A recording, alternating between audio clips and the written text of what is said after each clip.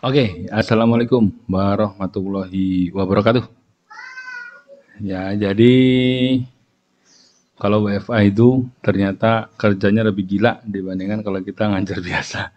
Ya, ngajar biasa kita paling nyiapin kuliah saja, praktikum kita udah pasti lost gitu ya, karena udah apa di luar kepala. Tapi kalau sekarang WFA itu udah nyiapin kuliah, bikin video buat kamu, gitu ya, ngedit video buat kamu, upload video buat kamu, bayar tagihan apa namanya internet juga buat kamu juga. Jadi ada empat item gitu ya.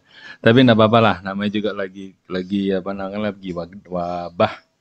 Jadi santuy. Nah, bahkan ini kalau kamu lihat nih di bawah nih untuk ganjel laptop saya nih karena overheat pakai susu. Ya, sesuai materi kita hari ini adalah susu. Nah, ini adalah susu UHT, ultra high temperatur. Kamu udah pasti tahu lah UHT kayak gimana. Ada di PTP gitu ya. Jadi di sini cuman untuk memperdalam aja. Ya, jadi kalau minggu kemarin Anda bicara tentang susu segarnya ya, kalau nggak salah. Saya cuman lihat beberapa menit gitu ya dari slide-nya yang dibikin dosen lain. Kalau saya buatin videonya saja gitu ya. Jadi kalau video nanti tinggal saya convert ke MP3 terus tak share ke kamu ya. Jadi nggak usah nge-share satu-satu gitu ya. Jadi lebih ya mungkin lebih enak kali ya mungkin ya. Tapi masing-masing punya cara. Yang penting kamu ngerti. Itu yang paling penting kita ada buat kamu ya. Oke, jadi ini ada mic processing teknologi. Ini terbatas sampai yang produk susu aja. Jadi kayak butter, yogurt dan segala macam nggak masuk di sini ya. Jadi cuman segitu aja, sampai segitu aja. Kenapa Pak nggak semuanya? Loh, kalau semuanya nanti nggak ada 14 pertemuan. Nah ya, jadi nanti kita bagi-bagi ya. Oke. Nah di sini ada mic processing teknologi ya. Jadi tim TPPHSWIBB. Ini slide-nya saya remark ya. Saya benerin dari bukan saya benerin sih, saya tambahkan beberapa dari tahun-tahun yang sebelumnya. Kenapa saya tambahkan seperti itu? Karena begini, kadang terasa tragis juga ya, selain faktor apa namanya, faktor psikologis ketika kalian nanti mau ujian akhir gitu ya. Tapi yang ingin kita tanamkan adalah di alam bawah sadar Anda, ketika Anda panik, Anda itu tetap mengeluarkan sesuatu yang baik. Artinya apa? Kalau ditanyakan tentang bagaimana cara pasteurisasi susu sapi, gitu ya, pasti Anda alam bawah sadar Anda kalau Anda tidak kuat dalam hal apa namanya, dalam hal pemahamannya, langsung jawab pasteurizer. Saya yakin 100%, 1000 yakin. Ya, hakul yakin, udah pasti gitu ya. Kenapa begitu? Ya karena alam bawah sadar Anda tidak dikondisikan untuk itu. Alam bawah sadar Anda dikondisikan mungkin tidak untuk itu, untuk ngafal misalnya Lee Kuan Yew ya, Kim Jong Un gitu yang dari Korea itu ya, Korea seperti itu ya. Nah seperti itu. Jadi nggak nyalain kalian juga sih, tapi memang negaranya udah begini ya. Nah milk product ya, kita lanjut aja milk product. Nah milk product ini adalah apa ya, berkontribusi besar bagi keseluruhan dari agricultural commodity worldwide ya. Jadi dia sampai kontribut sekitar 27% dari totalnya. Terus kemudian apa dari livestock. Jadi livestock itu mulai dari peternakan ya, mulai dari ya pokoknya livestock lah. Livestock itu dia 27%, terus kemudian global value added-nya 10%. Ya, milk and dairy product account for about 14% untuk agriculture. Artinya apa? Posisi susu ini memang benar-benar tinggi ya. Jadi untuk agriculture, untuk apa namanya, untuk livestock ataupun untuk global itu sangat tinggi sekali. Sekarang yang nggak apa sih barang yang nggak pakai susu, terus kemudian kamu nggak suka? Nggak ada.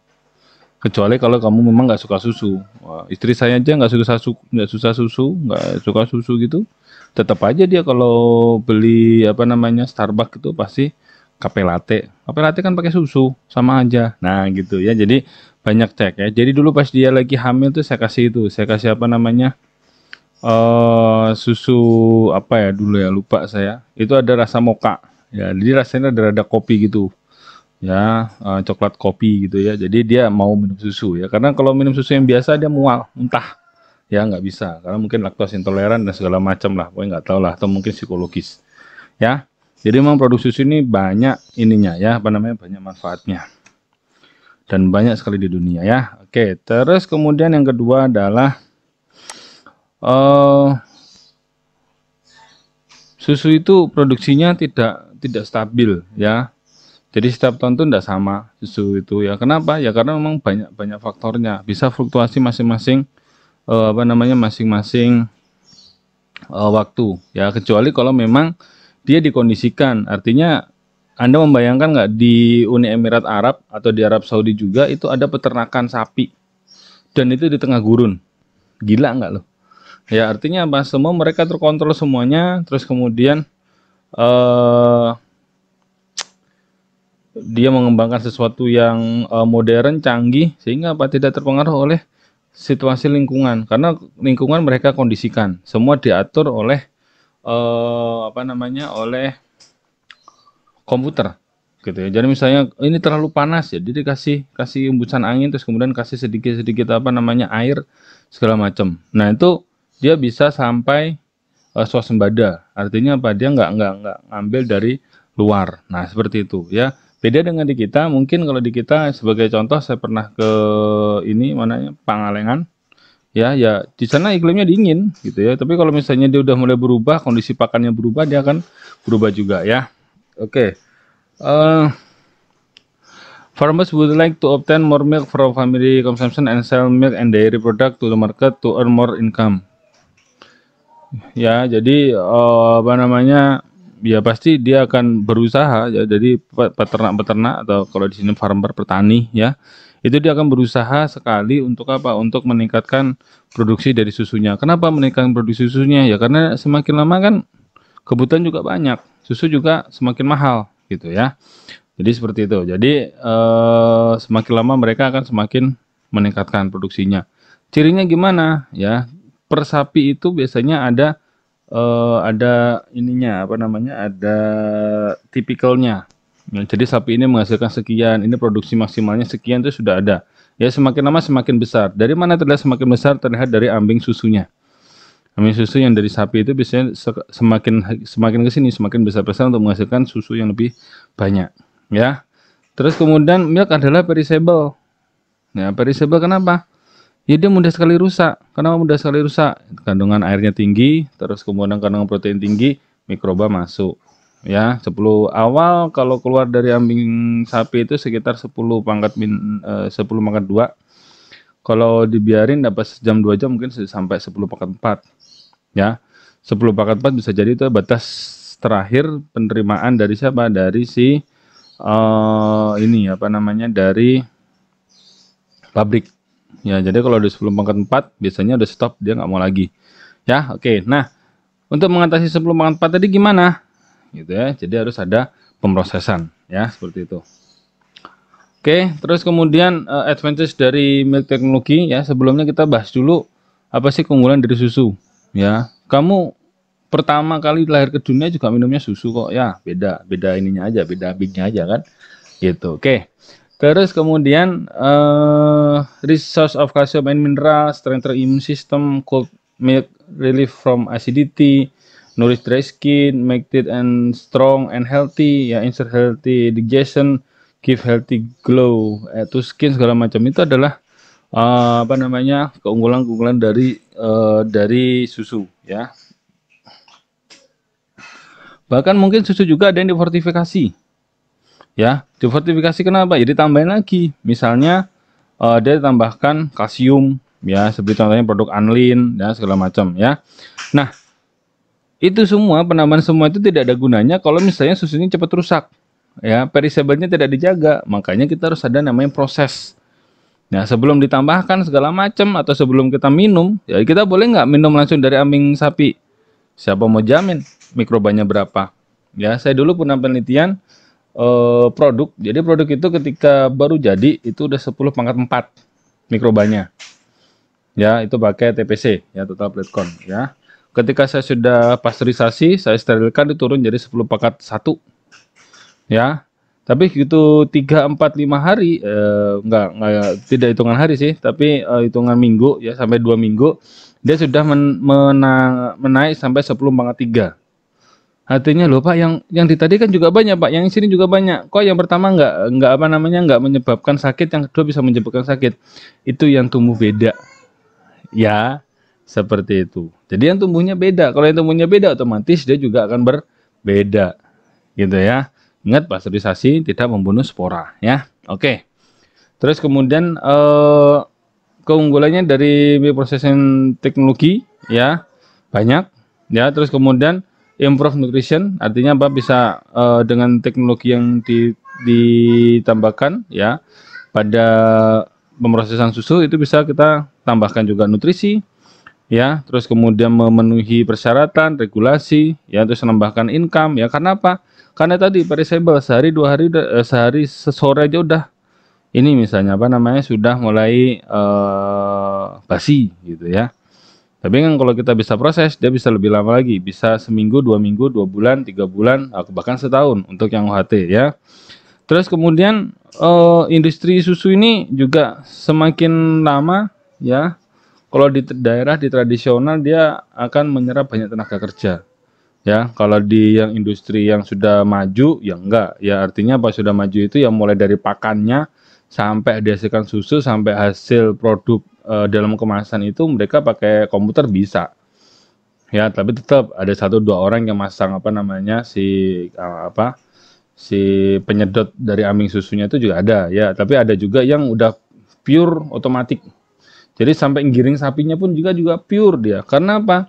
Semua itu bisa diatur. Sapi pun juga bisa diatur. Kalau jam 7 pagi dia harus mandi ya, dia dimandiin langsung, dimandiin gitu ya.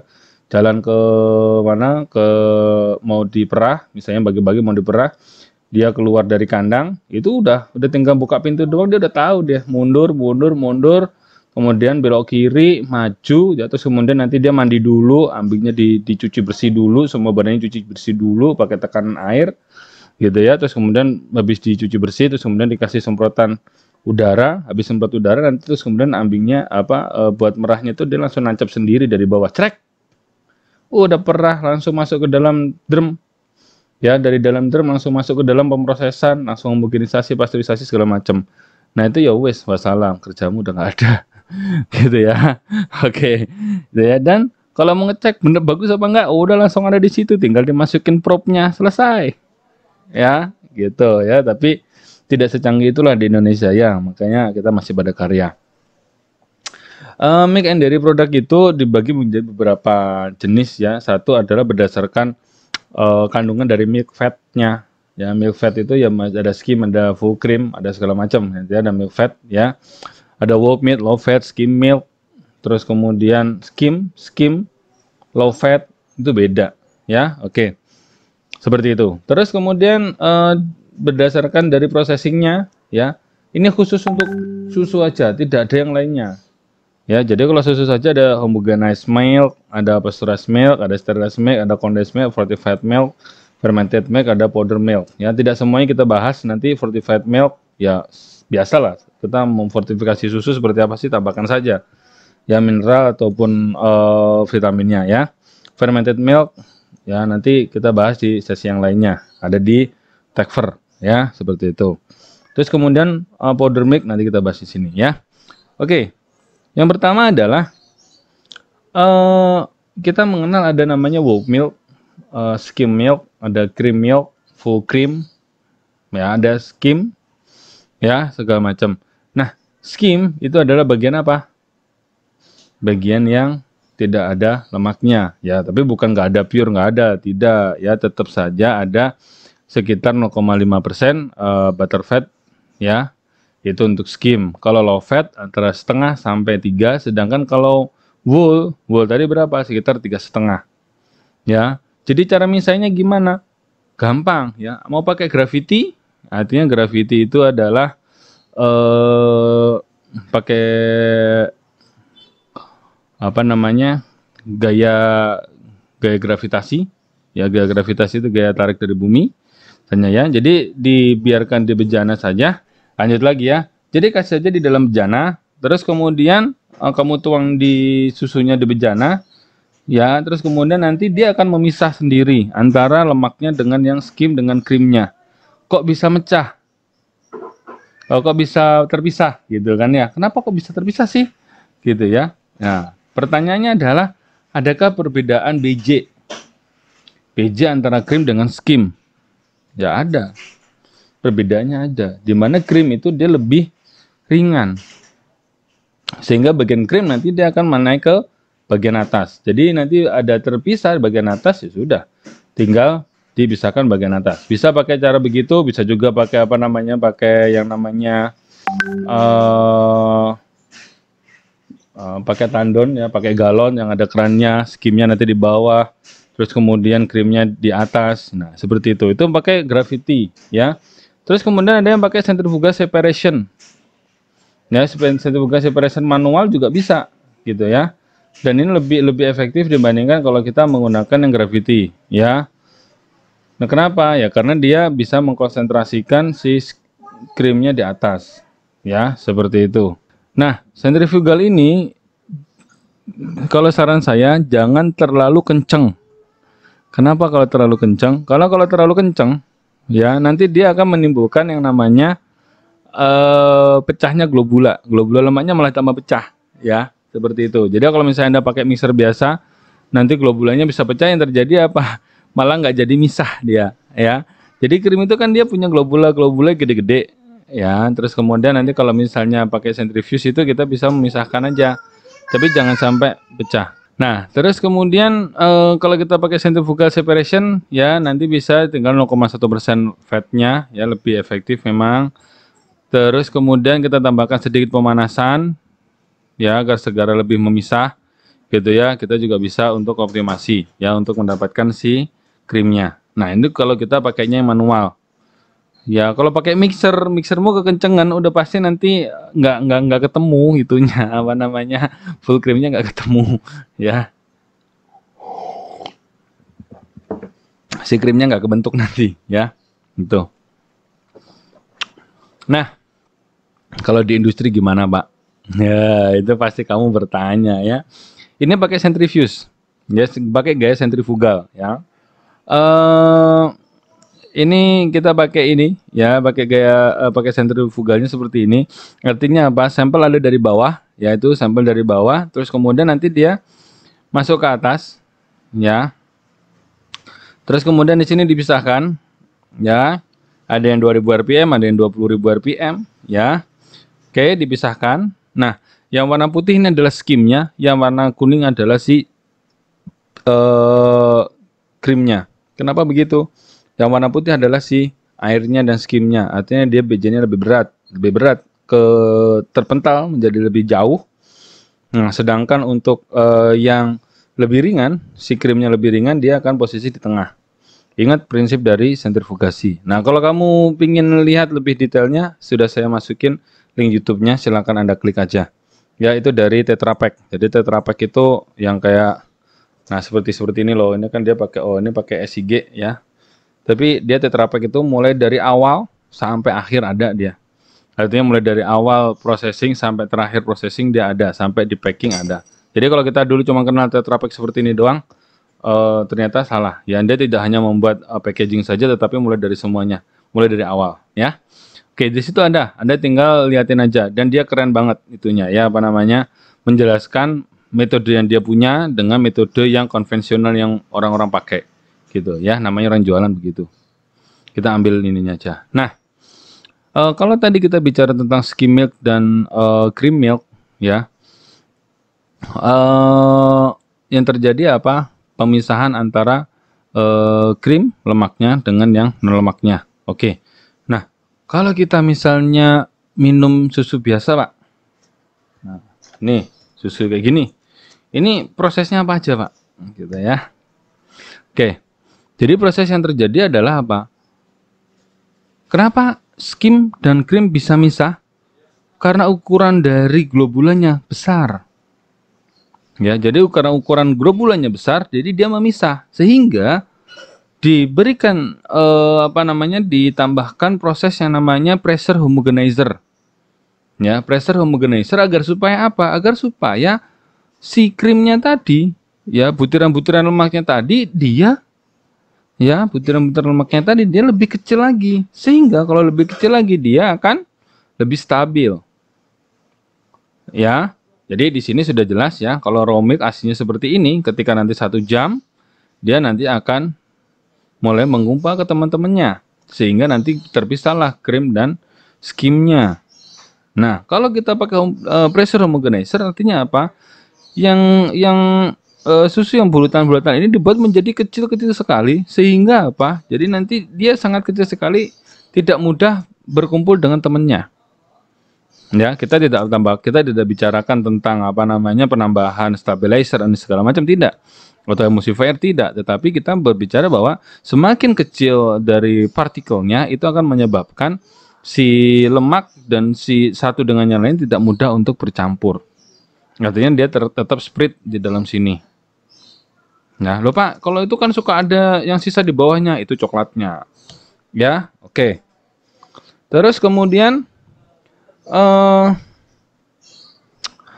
ada 2 tipe untuk homogenisasi. Ya, oh ya, saya lupa tadi homogenizer ini ada juga di YouTube-nya. Ini juga sama dari Tetra Pak karena dia benar-benar bagus dalam menerangkan ya, apa namanya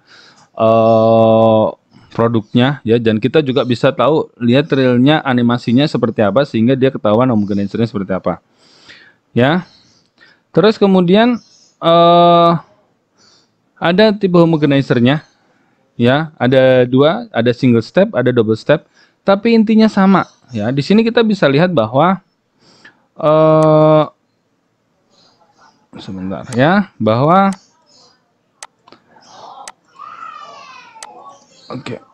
ya, bahwa dari efek dari 2 stage itu untuk apa? Nah, untuk yang single stage itu digunakan untuk ya, untuk yang low fat. Ya. Untuk yang low fat, sedangkan yang double step untuk yang high fat. Ya, artinya apa? Mungkin untuk skim yang masih ada fatnya dia bisa pakai yang single step. Artinya apa? Dengan single step karena dia sedikit sehingga apa? Dia tidak banyak yang dipecah. Ya, kalau yang high fat ya kita harus pecah lebih banyak lagi agar dia bisa terdistribusi sempurna dengan ukuran partikel yang sangat kecil sekali.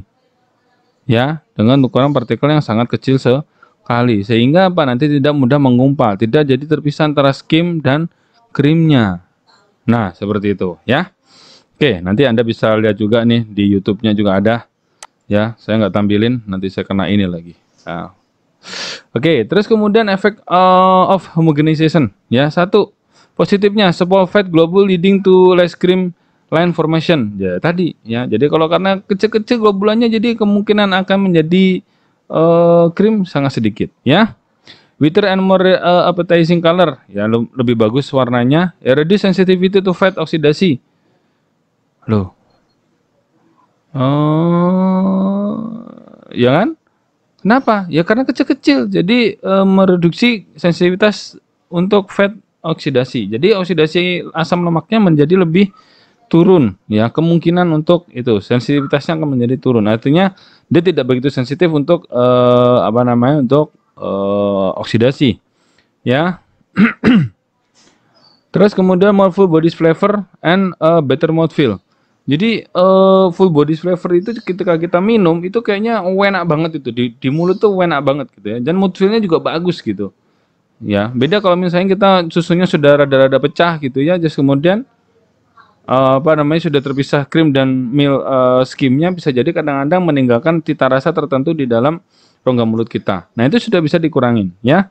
Terus kemudian better stability of culture milk product ya. Jadi lebih stabil dia ya, seperti itu. Negatifnya adalah somewhat increase sensitivity to light. Nah, kadang-kadang kalau seperti itu dia bisa jadi lebih sensitif terhadap cahaya. Nah, makanya pakai yang seperti ini. Kamu amati semua produk susu yang dikemas ya, mau Tetra Pak mau pakai yang plastik segala macam, pasti dia bentuknya adalah atau dia bentuknya bahannya ada kertasnya, ada juga dia kalau pakai plastiknya pasti burem, udah otomatis sensitif terhadap apa namanya light, dan nanti ada flavor sunlight gitu, flavor matahari. Gimana sih flavor matahari ya? Nanti kamu cari lagi ya. Flavor matahari itu apa? Atau kayak kamu kalau ini apa namanya sering kena matahari, baunya bau matahari gitu ya, seperti itu. Oke. Kalau untuk di produksi yang lain lagi mungkin kurang bagus ya. Contohnya mungkin untuk hard cheese atau semi hard cheese itu mungkin juga eh kurang bagus. Kenapa? Ya karena koagulumnya terlalu lebih soft atau lebih lembut dan susah untuk di dewatering ya. Masuk nggak? Artinya gini, kalau globulanya masih gede-gede ya, itu nanti dia bisa mengumpul sendiri ya, karena nanti ada ada proses pembuatan keju ya, di nggak tahu di materi keberapa ya, dia bisa nanti mengumpulkan si krimnya dan kemudian dia menghilangkan si airnya lebih gampang kalau masih wool ya, jadi masih bentuk susu murni biasa is oke sebelum homogenisasi misalnya. Ya itu adalah beberapa efek yang dapat kita tahu dari homogenisasi. Pak, kalau susu homogenisasi bisa langsung kita minum nggak? Ada beberapa orang yang minum susu homogenisasi. Ya, artinya dia flavor-flavor dari susunya biasanya sudah mulai hilang. Kenapa? Flavornya hilang pada saat homogenisasi atau mungkin thresholdnya menjadi berkurang gitu ya dari si indera penciumannya ya. Oke, nah ini adalah contoh susu pasteurisasi. Ya, kamu pasti nggak ada yang nggak kenal yang namanya susu murni nasional. Nah, gitu ya. Oke, prinsipnya kita balikin lagi ke yang pertama ya. Pasteurization mean heating every particle of milk or milk product to specific temperature commonly below 100 degrees Celsius for a specific period of time. Ya, jadi dalam proses pasteurisasi yang paling penting apa? Suhu dan juga waktu. Suhunya tinggi tapi waktunya panjang, rusak susumu ya gitu ya. Nah, purpose-nya adalah to destroy pathogen bacteria that may affect consumer health, decrease population of bacteria, native enzyme, phosphatases, katalase, prolong shelf life. Itu udah kamu tahu di PTP ya. Kalau pasteurisasi pasti begitu. Yang nggak mati siapa? Spora. Udah itu aja, selesai di situ ya. Yang penting kurang dari 1 derajat Celcius. Ya, seperti itu. Nah, Pak ada berapa macam Pak? Ada 2, ada batch, ada continuous. Nah, kamu bisa pikir sendiri lah kalau batch seperti apa, continuous seperti apa ya. Nah, ini adalah rekomendasi ya. Jadi pasteurisasi pun juga ada SNI-nya, silakan Anda buka SNI-nya ya. Terus kemudian yang mempengaruhi pasteurisasi apa? Ya, satu raw milk. Raw milk itu paling penting ya. Kalau nggak salah kemarin kamu udah diterangin ya, untuk yang raw milk itu seperti apa ya. Uji alkohol dan segala macam saya sempat baca di beberapa praktikum ataupun kuliah kalian yang ada di WAG seperti itu. Jadi keunggulannya di WAG itu apa? Orang lain bisa baca. Jadi saya juga bisa ikutan kuliah di kelas-kelas kalian ya. Learning itu nggak cuman kamu ke saya aja gitu. Saya ke kamu aja atau kamu ke saya aja. Enggak, semuanya kita bisa belajar. Ya, dan dari situ kita mendapatkan manfaat.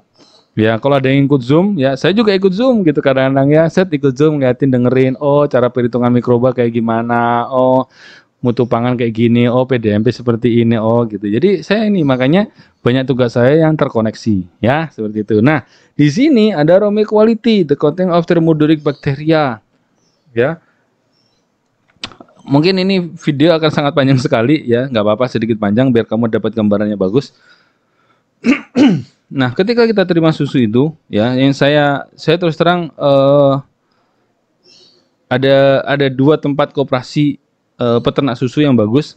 Satu di Pasuruan, saya belum pernah ke sana, Pasuruan atau Probolinggo, ya, itu dia di sana itu paling bagus. Itu rekomendasi dari KBPS yang dari Bandung Selatan yang produksi susu murni nasional, sama yang di KBPS, ya. Jadi mereka menerapkan gimana sih caranya agar produk susu yang dihasilkan itu bagus. Ya, mereka menerapkan yang namanya pengujian yang ketat. Ya, pengujian yang ketat dari mana? Pengujian ketat mulai dari peternakan. Ya, jadi orang-orang di daerah Pangalengan dia punya peternakan, nanti ada namanya MCT. MCT itu ya pokoknya ya ada tempat-tempat buat ini ya, buat merah susunya dan segala macam, dan mereka sudah mulai pakai teknologi, tidak pakai peras tangan lagi ya, karena peras tangan kan capek kayak gini ya. Kelihatannya enak merasnya tapi nggak enak, itu sebenarnya capek itu. Makanya mereka pakai itu. Nah, dia terbagi menjadi beberapa kelompok dan beberapa orang ya, dan mereka KBPS membayar susu itu berdasarkan kualitas. Ini yang paling bagus, menurut saya bilang begitu. Berdasarkan kualitas, artinya apa? Tidak mesti orang yang punya sapi yang menghasilkan susu itu dia banyak, tetapi belum tentu dia akan menjadi bagus harganya. Karena bisa jadi kita punya banyak adulterans. Anda dulu ingat kasus melamin di susu itu dari Cina yang jahat sekali itu ya. Jadi ada orang Cina yang jahat, dia menambahkan melamin. Karena apa? Melamin mengandung banyak nitrogen. Nah, salah satu parameter dari susu itu adalah banyaknya nitrogen di susu. Artinya banyaknya nitrogen akan berkorelasi dengan banyaknya protein. Ya, untung itu masih di Cina itu apa namanya susunya. Ya, jadi dia ditambahkan karena sama-sama putih, melamin putih. Ya, bukan kayak yang apa namanya yang sekarang itu kan melaminnya ada warna-warni di piringmu itu melamin kan, piring melamin itu yang ditambahkan. Kamu bayangin aja. Ya, kenapa dia kok terdeteksi susu proteinnya tinggi? Karena dia pakai keedal. Pakai keedal cuman pakai yang namanya cek nitrogennya berapa. Ya, itu ya. Jadi seperti itu. Nah, bisa juga adulterannya adalah apa? Tepung terigu, tepung atau segala macam gitu ya. Makanya informasi penting di situ adalah bagaimana kita tahu BJ, berat jenis. BJ-nya berapa? Gitu ya. Sehingga nanti ketemu ya standarnya 1,027 ya. Kemarin kalau nggak salah di perusahaan yang saya cek di mana-mana yang menceritakan di KBPS itu antara 1,024 1,018 sampai 1,024 sampai 1,027. Artinya kalau terlalu rendah berarti banyakkan tambah air. Kalau terlalu tinggi berarti tambahkan yang namanya tepung. Selesai sudah, ada terangnya di situ. Gitu ya. Jadinya di KBPS itu kalau misalnya dia kualitasnya jelek, ya itu di koperasinya dipampang si A, si B, si C, si D. Jadi berdasarkan kualitas. Kalau kualitasnya bagus, harganya bagus. Ya, kalau kualitasnya rendah, ya harganya rendah. Dan yang paling kacau lagi adalah mereka punya kontrol sosial. Ya, KBPS juga tetap mengedukasi orang-orang itu. Kamu bisa tanya ke kelasmu ya, yang pernah PKL di sana. Dia tetap mengedukasi, ya, tetap mengedukasi apa namanya para peternak-peternak itu, gitu ya. Tetapi mereka ada kontrol sosialnya. Jadi kalau misalnya hasil panennya susunya jelek, gitu ya, bukan susunya jelek itu nggak usah jadi ngasih makannya nggak bagus dan segala macam gitu ya, atau mungkin dia tambahkan air dan segala macam, curang segala macam gitu ya, itu dia bisa diledekin sama teman-temannya. Jadi sama peternak sapi itu mereka berlomba-lomba untuk dapatkan harga yang bagus, kualitas yang bagus. Ini benar-benar positif ya bagi iklim peternakan susu gitu ya. Artinya apa? Ketika dia bagus, ini bagus, perusahaan KBPS juga dia punya outputnya bagus, dibeli Frisian Flag, dibeli Ultra Jaya, dibeli Indomilk, dibeli Diamond, juga dia punya harga bagus. Dan KBPS punya koperasi, sudah punya rumah sakit sendiri di Pangalengan, ya. Anda masuk naik ke atas Pangalengan, mentok belok kanan itu udah KBPS, sebelah kiri ada koperasinya besar. Nah, seperti itu. Nah, jadi orang-orang petani pun juga bisa ambil dulu di situ anggota koperasi itu. Jadi sama aja, koperasi itu nanti muter aja duitnya di situ gitu loh. Kalau kamu dapatnya bagus seperti itu. Oke. Nah, itu penting dari raw milk susunya. Kalau raw milk susunya jelek udah jelek. Ya, saya udah terangkan berkali-kali bahwa kalau bahan bakunya jelek, jangan harap kamu dapat produk yang bagus. Ya, seperti itu. Ya, oke. Terus kemudian bagaimana untuk pasteurisasi? Ya, ada namanya Pak HTST, High Temperature Short Time. Ya, terus kemudian ada low temperature long time. Ya, 63 derajat Celcius untuk 30 menit. Ini biasanya untuk batch. Biasanya kalau untuk pasteurisasi yang seperti ini dipakai untuk yang membuat yogurt rumahan, dia pakai LTLT. Ya, low temperature long time. Ya. Kalau HTST, ya dia pakai 75 derajat selama 15 detik. Ya, prosesnya quantity of milk, ya. Gitu. Jadi nanti, Pak, emang bisa Pak 75 derajat matiin bakteri? Bisa. Bisa. Ya, susu pasteurisasi itu kamu diamkan aja. Tek di ruangan ya, dapat 3-4 hari udah langsung basi dia. Gembung. Yakin saya. Ya mungkin nggak sampai segitu. Bahkan mungkin ada yang di sininya ada gambar termometernya. Dia sudah jelas. Ini kalau ada gambar termometernya, kalau misalnya ditaruh di ruangan berarti berapa? Sehari doang. Udah selesai. Ya, seperti itu. Oke, ini Anda tampil pasteurisasi temperature time ya. Jadi memang benar-benar membutuhkan apa ya? Membutuhkan intelijensia tinggi gitu ya.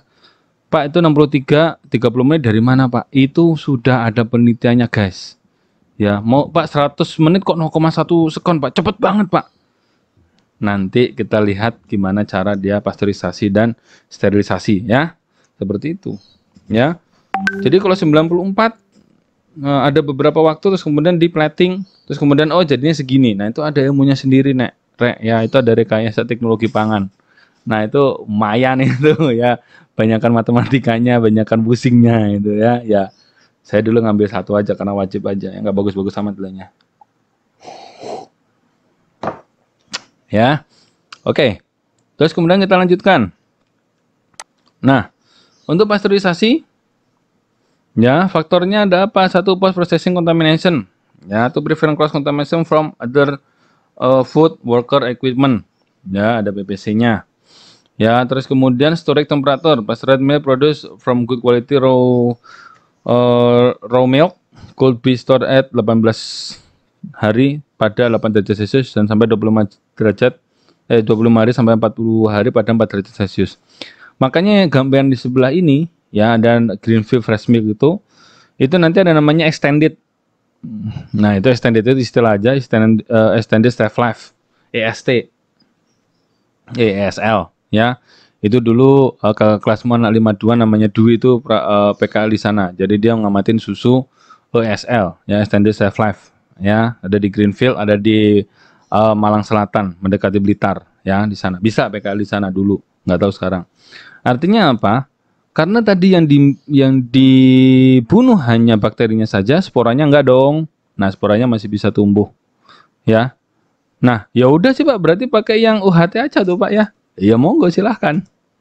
Nah, ya gitu ya. Kalau UHT cirinya apa? Di ruang mau kayak gimana dia masih sampai 5 Mei. Ya, ini bisa 6 bulan, 7 bulan. Kalau yang ini bisa 6 bulan, 7 bulan. Kalau dia 40 hari itu udah extended. Itu udah juga di 4 derajat Celcius. Cirinya apa? Dia pasti jualannya di freezer. Ya, atau ada di showcase. Ya, jualannya di showcase. Dia kelihatan sekali ya. Karena kalau nggak di showcase sudah selesai. Dia sehari 2 hari udah ngembung. Cirinya kan ngembung. Kalau udah ngembung selesai udah. Ya, seperti itu. Itu cirinya. Makanya yang UHT dengan yang apa namanya yang pasteurize mahalan yang pasteurize. Kenapa mahalan yang pasteurize? Ada yang bisa cek? Nutrisi masalahnya. Masalah nutrisi aja. Ya, semakin banyak panas mengakibatkan nutrisinya banyak yang berubah. Ya, kalau numis tuh ya nggak usah terlalu matang ya. Kenapa? Nutrisinya banyak berubah nanti. Ya, seperti itu. Cuma masalah nutrisi. Dan bisa jadi kalau kita menggunakan susu pasteurized itu dia hasilnya bisa lebih bagus. Contohnya kalau apa ya? Nah, kalau bikin kopi, kamu kalau lihat itu di mana di kafe-kafe itu dia pasti pakainya adalah yang susu pasteurisasi ya. Kalau mau rada mahalan bisa bikin cafe latte gitu ya, itu pakai ini apa, latte art gitu ya, dia pakai apa, pakai susu pasteurisasi. Biasanya memang dia membentuk foamnya lebih besar ya, tapi itu tergantung skill. Saya pernah apa namanya lihat juga yang barista yang internasional juga dia nggak pakai, dia mau susu apa aja bisa aja gitu ya. Oke. Terus kemudian how to pasteurize milk ya. Ada dua yang biasa kamu lihat, satu pakai plate heat exchanger, ada satu lagi pakai tubular heat exchanger, ya. Nah, plate heat exchanger dan tubular heat exchanger sama, mungkin kita mau pilih yang mana itu kan terserah kita aja, ya. Karena kita ada science behind-nya, ya. Anda bisa lihat yang tubular heat exchanger ada videonya, ya, ada di situ, udah saya tuliskan di situ, ya. Terus kemudian yang paling penting apa di sini? Kecukupan panas tadi. Ya, jadi kalau 100 derajat 0,01 sekon, Pak. Ayo. Gimana ngitungnya, Pak? Ya nggak harus segitu, itu kan rekomendasi. Ya. Kalau 100 derajat 0,01 sekon berarti ketika suhu 100 derajat itu harus sekitar delay-nya adalah sebesar 0,01 sekon. Emang susu dari susu yang biasa Pak, dari suhu 30 langsung bisa 100. Ya Allah, ya pakai rambat panas lah. Gitu loh ya, jangan malu-maluin saya, udah kuliah udah lama masih malu-maluin aja ya. Oke, jadi pakai rambat panas ya, nanti suhunya kan naik-naik terus, makanya blade design changer itu kan juga banyak, blade-nya banyak, nggak cuma satu doang. Agar supaya apa? Jelas nanti masuknya sih susu di mana, terus kemudian nanti akan menyebabkan dia menjadi panas dan segala macam. Tubular design changer juga sama seperti ini ya, hampir sama, pokoknya berbau beverage seperti yang beginian, yang beginian beverage yang seperti ini, dia bisa pakai tubular design changer atau bisa pakai bleed design changer. Nah, bisa jadi salah satunya sebagai apa namanya, pembangkit panas ya, salah satunya sebagai bagian dari yang bagian inti. Jadi intinya sekitar 100, misalnya kayak tadi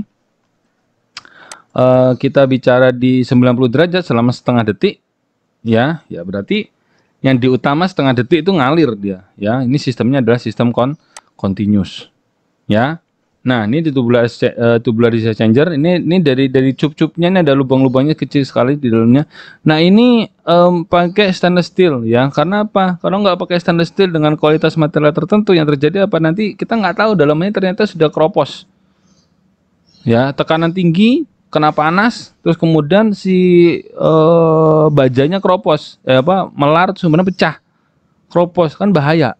Ya, makanya ini ada standarnya tersendiri ya. Oke.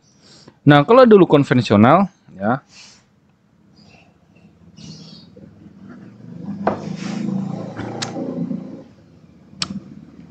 Ya, kalau yang dulu yang konvensional adalah ada pipa.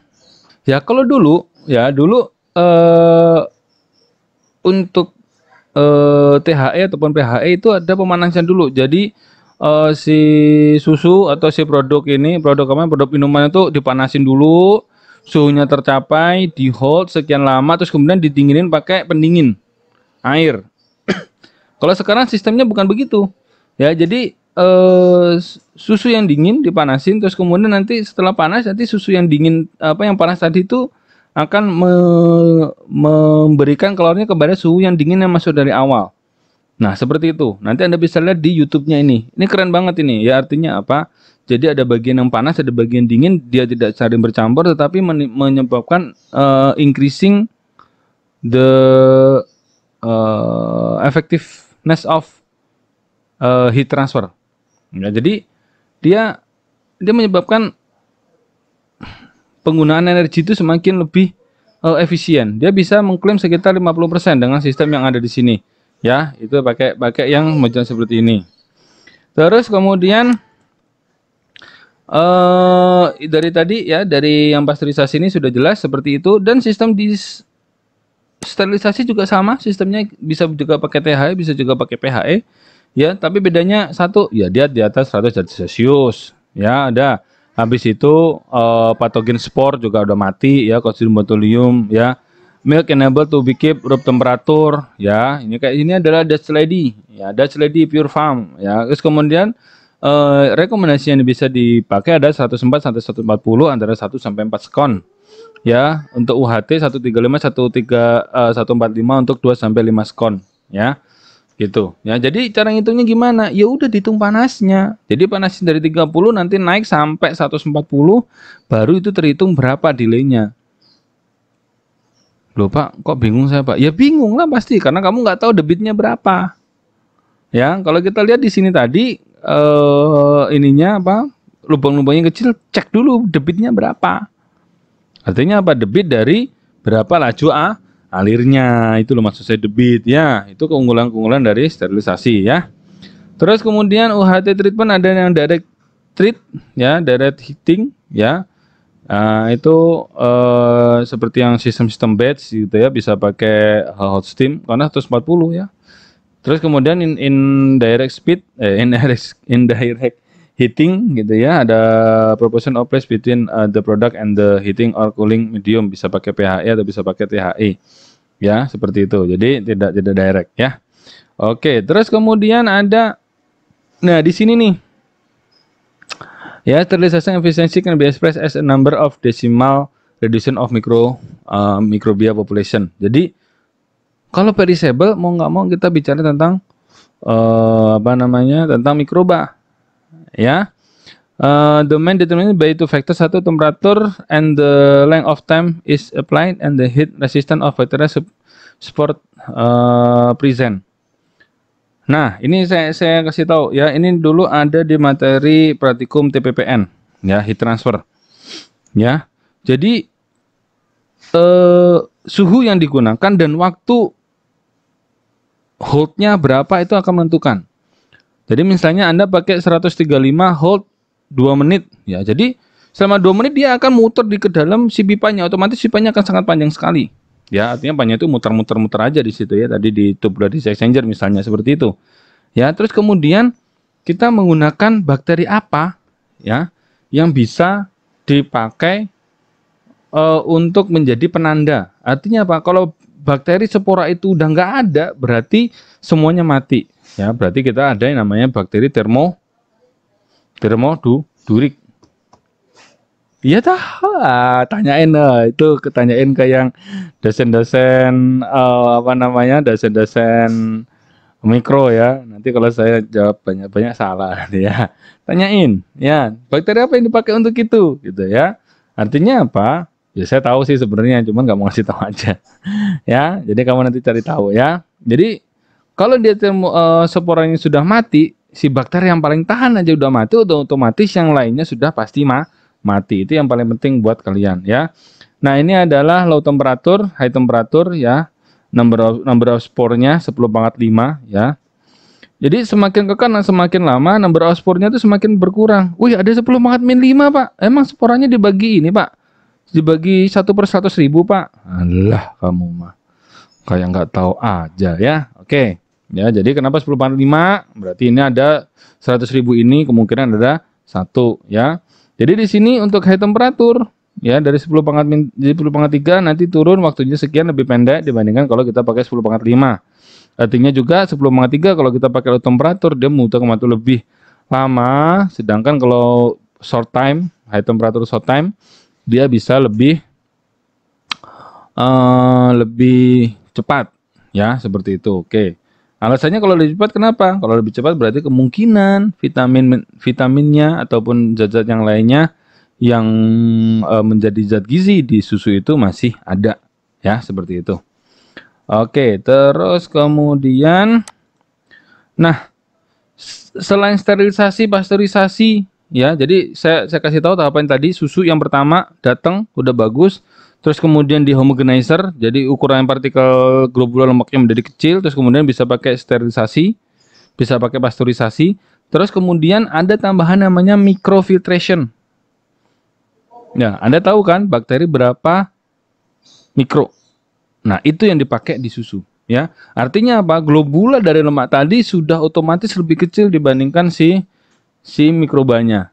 Ya, jadi makanya di sini ada microfiltration or combination of membrane filter and UHT ya, try to proven to be the most effective method of increasing sterilisasi efficiency. Ini kalau kamu biasa di lab kan kayak gini nih. Nah, ini kan seperti ini. Nah, ini kan lama toh ya, lama. Kalau pakai yang filter yang seperti ini dia bisa lebih cepat ya. More purified before that UHT treatment.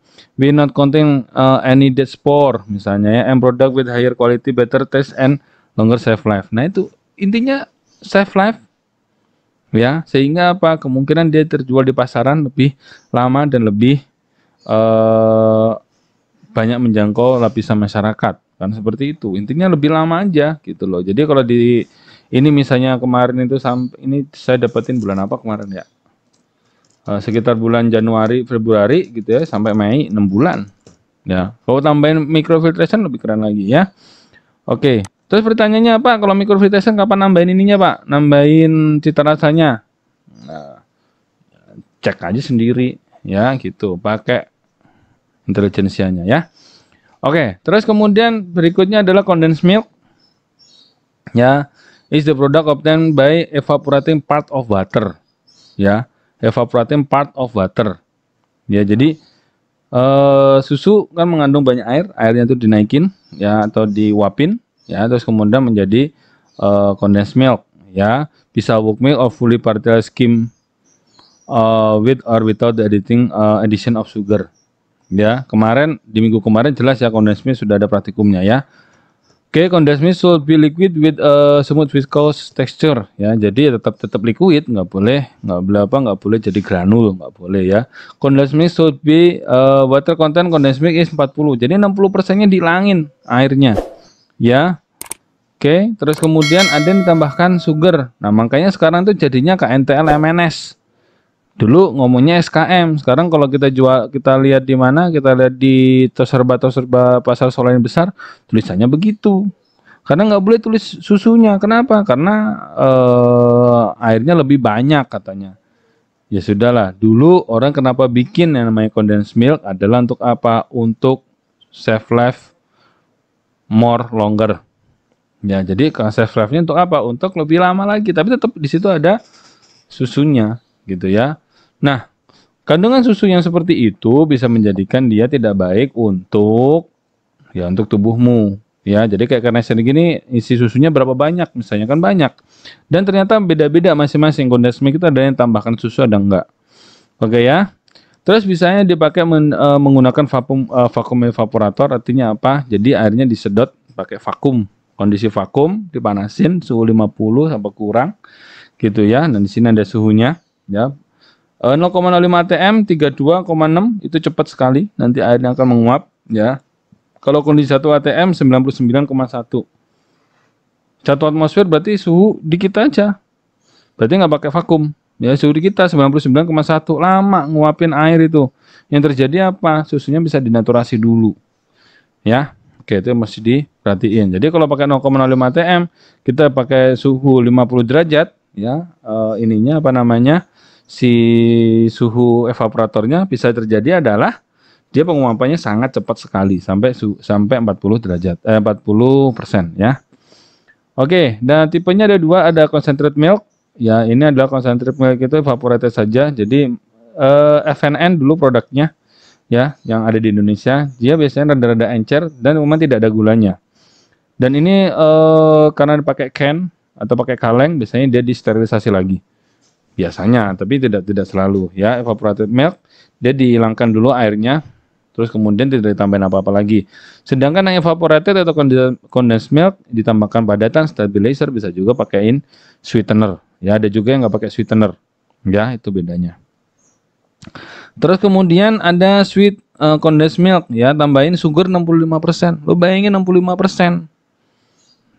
Ya, pasti manis banget gitu ya. Tapi kalau misalnya Anda masih kuliah, pagi-pagi minum susu SKM gitu ya. Jadi ya Anda dapat gulanya. Jadi gula itu kemudian langsung meningkatkan, Anda tidak mudah mendapatkan sedikit energi dari KM-nya tadi, kental manisnya tadi, sehingga nanti Anda masih punya energi ketika ada kuliah. Jadi nggak ngantuk-ngantukan kurang gizi gitu loh, Rek, ya. Oke.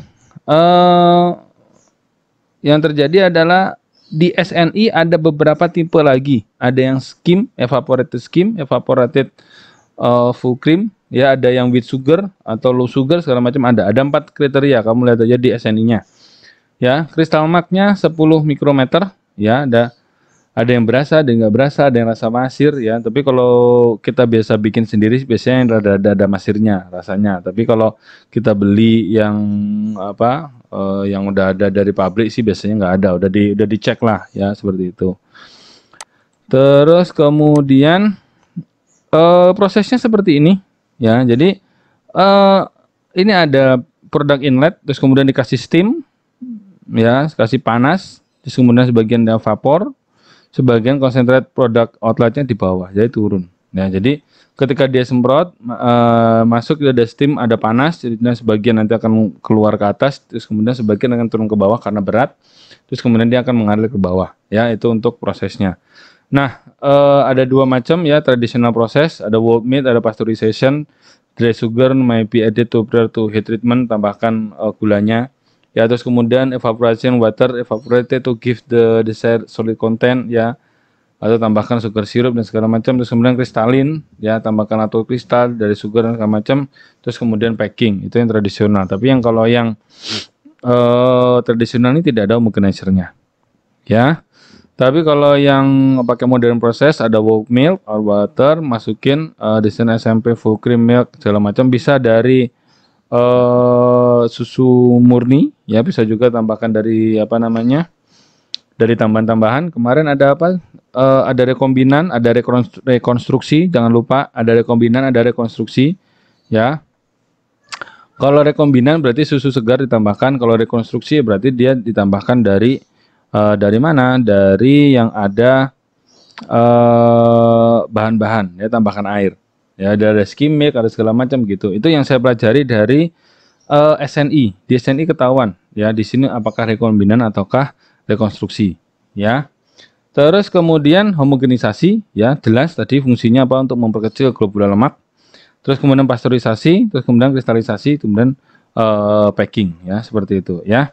Terus yang terakhir adalah milk powder ya. Milk powder itu adalah susu bubuk ya. Yang susu bubuk itu kalau misalnya kita beli hari ini warnanya masih putih, ada kekuningan, nanti dapat 4 bulan satu gumpal, yang kedua adalah warnanya jadi kuning ya, itu susu bubuk gitu ya.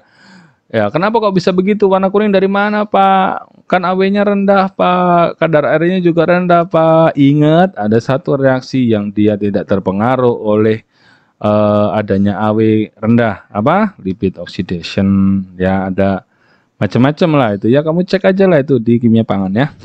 Oke, dari 13 kilo hasil bubuk susu itu dihasilkan dari 100 liter of whole milk. Jadi kalau 1 liter ya, jadi kalau 1 liter harganya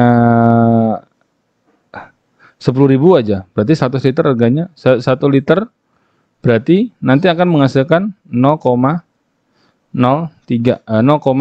kilo ya. 10.000 0,13 kilo berarti 130 gram. Jadi 1 liter menjadikan 130 gram. 1 liternya modal bahan bakunya udah 10.000 ya, 130 gram tambah proses segala macam berarti harus lebih dari 10.000 ya, kalau tidak ditambahkan bahan-bahan yang lainnya. Biasanya di produk-produk yang biasa itu kan ada penambahan bahan tambahnya, BTP-nya ya. Oke, the gentle remover of butter of the lowest possible 5% under statement hygiene condition while retaining all the desirable natural properties of the milk color, flavor, solubility ya, seperti itu. Oke, dan nutritional value ya. Jadi dia diuapkan sampai 5% ya. Oke, makanya dia jadinya bubuk atau powder ya. Pakai apa? Udah, cuman ini aja yang bisa dipakai ya. Jadi spray drying involve atomizing the milk concentrate from the evaporator into fine droplet. Ya, ini namanya spray dryer. Ya, oke. Spray dryer ya. Jadi di sini ketahuan bahwa di bagian atas, di tengahnya, di drying chamber ini dia panas ya, di drying chamber dia panas. Terus kemudian feed solution, nah, ada gas flow, ada panas ya, gas panasnya. Terus kemudian ada feed solutionnya ya, sehingga apa, nanti disemprotkan ke sini. Jadi dia menyemprot gitu ya, terus kena gas, otomatis si dropletnya nanti, si butiran-butirannya nanti airnya akan segera menguap ya. Oke, terus kemudian tinggal yang ada adalah dried solidnya. Jadi tinggal ada si bahan-bahan keringnya saja ya. Ini ada fotonya, ada pressure nozzle atau measuring image-nya seperti ini. Terus kemudian initial solusinya, dropletnya seperti ini, drying gasnya seperti ini, skin dropletnya seperti ini, dry solidnya seperti ini ya. The milk droplet cooled by evaporation and the average temperature of the air ya. Oke, terus kemudian much of remaining water is evaporated in the drying chamber. Moist content around 6%. Particle size under 0.1 mm diameter. Final drying take place in the fluid bed to give product with a moisture content 2 until 4% ya. Jadi seperti itu. Jadi nanti di sini kalau dia masih 6%, terus kemudian dikeringin lagi pakai fluid bed dryer ya, seperti itu. Jadi itu adalah kuliah kita hari ini ya. Ini adalah sapi penghasilnya ya. Ini ambingnya buat menghasilkan susu ini semakin lama semakin gede ya, semakin lama semakin gede ya. Seperti itu gede gitu ya. Ya ini yang menjadi sekarang problem adalah semakin lama semakin menghasilkan, tapi biasanya apakah tidak ada efek sampingnya dari namanya rekayasa genetik ya, seperti itu. Oke. Terima kasih. Thank you. Ini ada beberapa model produk susu, dan ini adalah susu-susu kekinian. Jadi tagline-nya adalah nyusu dulu ya, sudahkah kamu nyusu atau segala macam ya, susu segar pasteurisasi. Sekian, saya akhiri. Assalamualaikum warahmatullahi wabarakatuh.